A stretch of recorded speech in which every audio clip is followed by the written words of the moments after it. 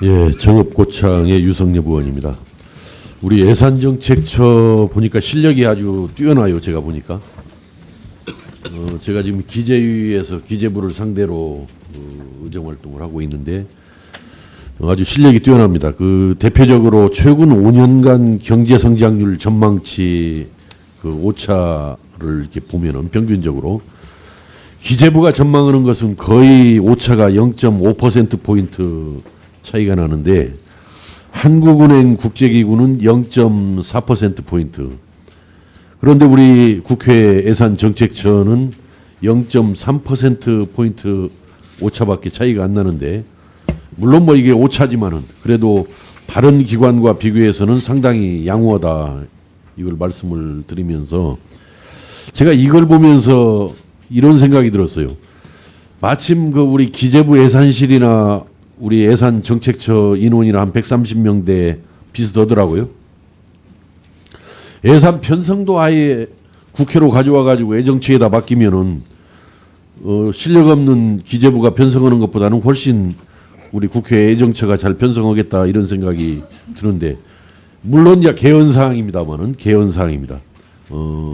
정부 편성권을 국회로 가져오면서 정부 각 부처에다는 예산 요구권만 주는 형태로 이제 개헌을 하는 건데 그렇게 했을 때 자신 있습니까?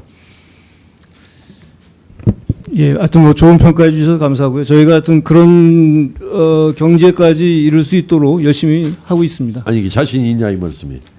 뭐 그러기 위해서는 좀 뭐 조직이라든가 뭐 그러니까 조직 확대 이런 부분이 좀 필요하긴 한데요. 예, 뭐 아니 자신이 없는데 나중에 제가 우리 개헌할 때 야 예산 편성권을 정부에서 국회로 가져오자 이런 주장하면은 저만 또 좀 황당한 사람 되는 거 아닐 될 수도 있으니까 자신 있어요 없어요? 예, 뭐 좀 예, 그런 경지에 이르도록 저희가 노력하겠습니다. 예. 그런데 이제 이런 문제는 있죠. 그런 논의를 하다 보면은 우리 국민들이 국회 특히 국회의원들에 대한 불신이 아주 깊기 때문에 예산 갖다 다 말아먹는 거 아니냐, 이 배가 뭐 이거 산으로 가는 거 아니냐 이제 이런 우려가 있기 때문에 만약에 예산 편성권을 국회로 가져왔을 때 그 국민적인 그런 우려를 불식시킬 수 있으면은 편성 기준을 뭔가 제도화를 해서 제시를 해야 될 것 같은데 오늘 여기서 그 답변을 제가 듣기에는 뭐 갑작스러운 질문에 무리라고 생각하기 때문에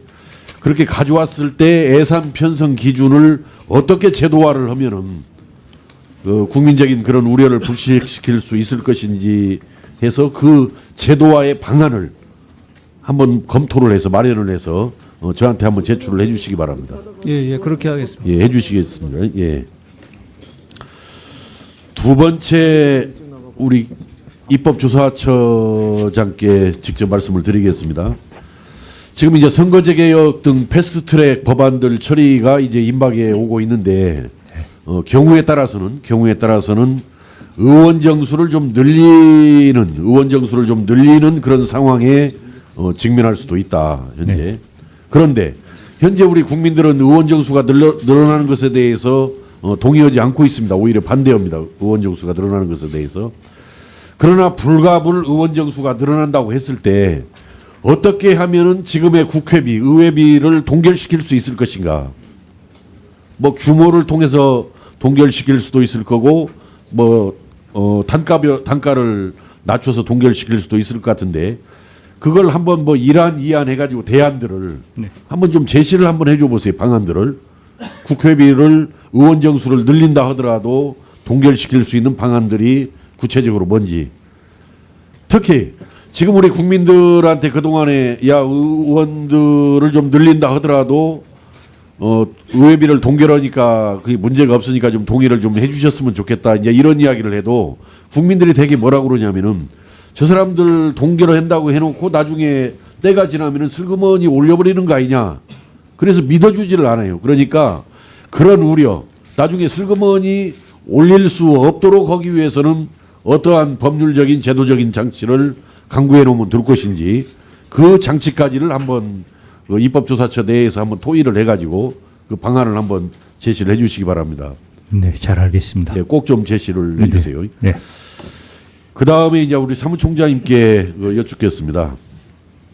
지금 금년도 우리 경제 성장률이 2%가 무너질 거라는 것이 대체적인 지금 전망인데, 근데 이제 정부보다 질문을 하면 뭐라고 그러냐면은 세계 경제 탓이 경제가 이렇게 안 좋아서 그렇습니다라고 하고, 거기서 이제 조금 더 들어가면은 잠재 성장률이 떨어져 가지고 어쩔 수 없이 그렇게 된 겁니다라고 이게 피해 버리거든요.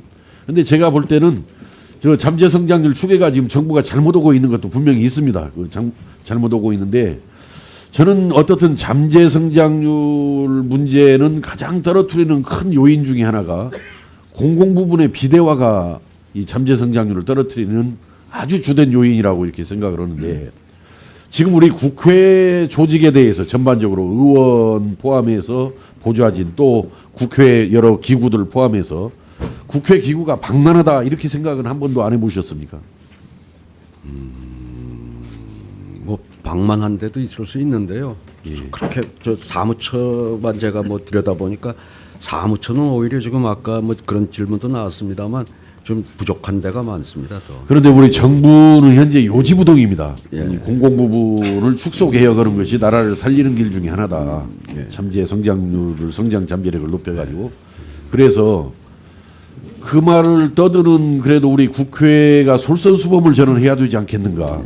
그런 의미에서 한번 조직 진단, 경영 진단을 한번 해볼 용의는 없습니까? 국회에 대해서 20대 국회를 마무리하는 시점에서 마음 검토하겠습니다. 예, 한번 국회부터 한번 진단을 해서 과연 국회에 군사는 없는 건지 줄일 수 있는 방법은 없는 건지 한번 방안을 한번 찾아보는 것이 좋겠다 이렇게 생각합니다.